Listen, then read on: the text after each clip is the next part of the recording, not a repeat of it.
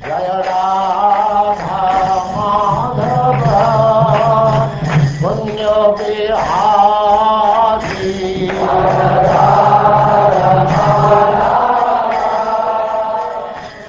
And now Chapter 7, the Puranic Literatures.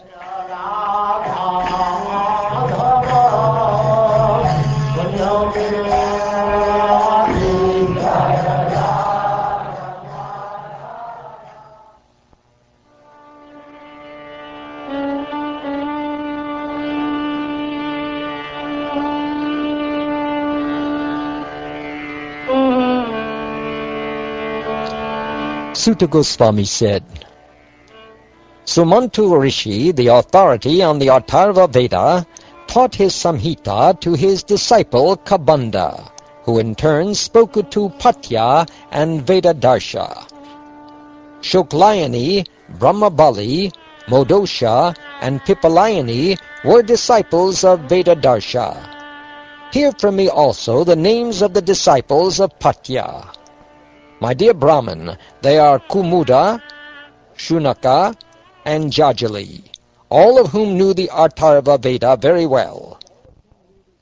Babru and Saindavayana, disciples of Shunaka, studied the two divisions of their spiritual master's compilation of the Atharva Veda.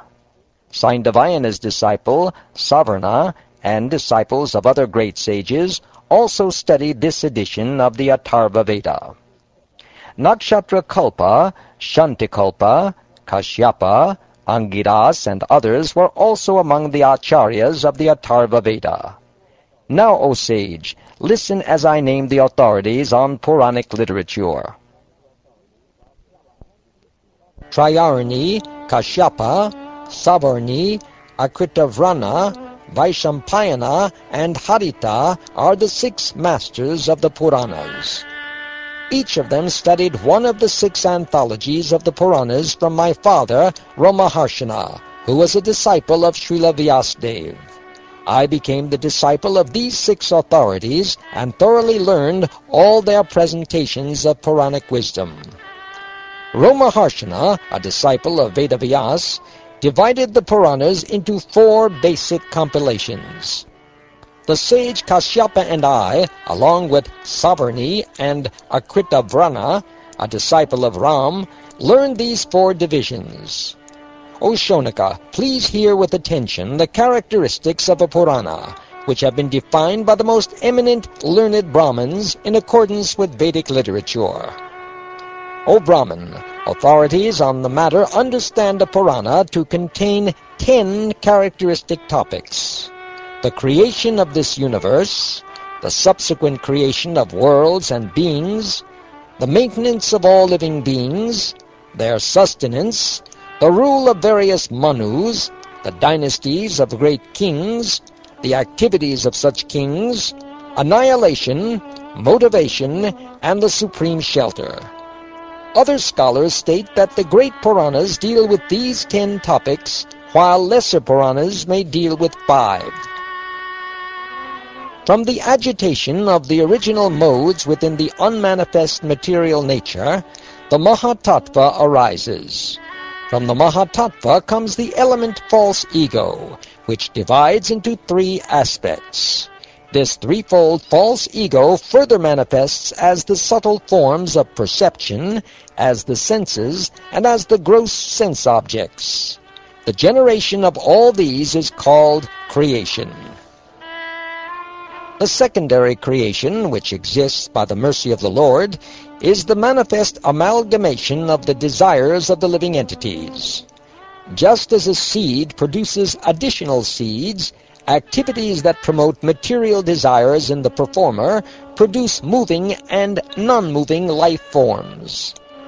Vritti means the process of sustenance by which the moving beings live upon the non-moving. For a human, vritti specifically means acting for one's livelihood in a manner suited to his personal nature. Such action may be carried out either in pursuit of selfish desire or in accordance with the law of God. In each age, the infallible Lord appears in this world among the animals, human beings, sages, and demigods. By his activities in these incarnations, he protects the universe and kills the enemies of Vedic culture. In each reign of Manu, 6 types of personalities appear as manifestations of Lord Hari. The ruling Manu, the chief demigods, the sons of Manu, Indra, the great sages, and the partial incarnations of the Supreme Personality of Godhead. Dynasties are lines of kings originating with Lord Brahma and extending continuously through past, present, and future. The accounts of such dynasties, especially of their most prominent members, constitute the subject of dynastic history.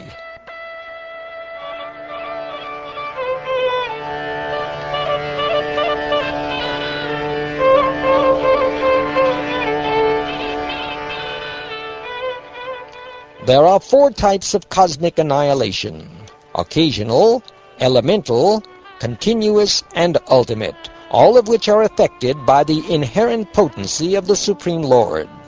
Learned scholars have designated this topic as dissolution.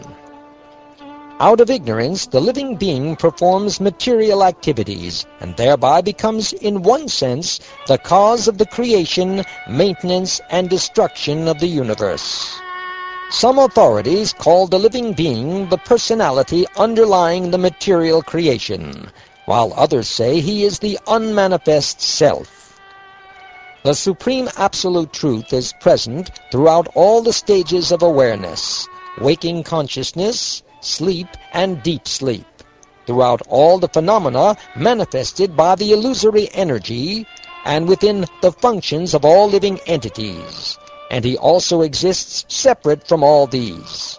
Thus situated in his own transcendence, he is the ultimate and unique shelter. Although a material object may assume various forms and names, its essential ingredient is always present as the basis of its existence. Similarly, both conjointly and separately, the Supreme Absolute Truth is always present with the created material body throughout its phases of existence, beginning with conception and ending with death. Either automatically or because of one's regulated spiritual practice, one's mind may stop functioning on the material platform of waking consciousness, sleep, and deep sleep. Then one understands the Supreme Soul and withdraws from material endeavor. Sages expert in ancient histories have declared that the Puranas, according to their various characteristics, can be divided into 18 major Puranas and 18 secondary Puranas. The 18 major Puranas are the Brahma, Padma, Vishnu, Shiva, Linga, Garuda, Narada, Bhagavat, Agni, Skanda, Bhavishya, Brahma-Vaivarta, Markandeya, Vamana, Varaha, Matsya, Kurma, and Brahmanda Puranas. I have thoroughly described to you, O Brahmin, the expansion of the branches of the Vedas by the great sage Vyasadeva, his disciples, and the disciples of his disciples. One who listens to this narration will increase in spiritual strength.